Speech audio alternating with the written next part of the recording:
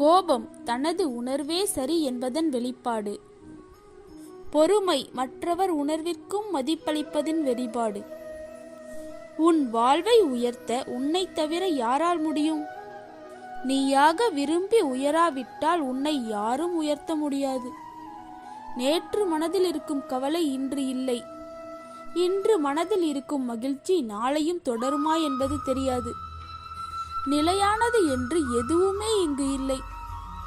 ஒரு மனிதன் எவ்வளவுதான் மனதாலும் உடலாலும் பலமாக இருந்தாலும் ஏதோ ஒரு தருணத்தில் யாரோ ஒருவர் உடைத்தெறிந்து கலங்க வைத்துவிட்டு போகிறார்கள்.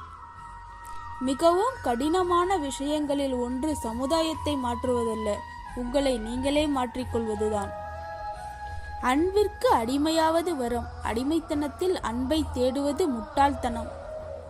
அன்பு குறையும் போது குறைகள் நிறைய கண்டுபிடிக்கப்படும்.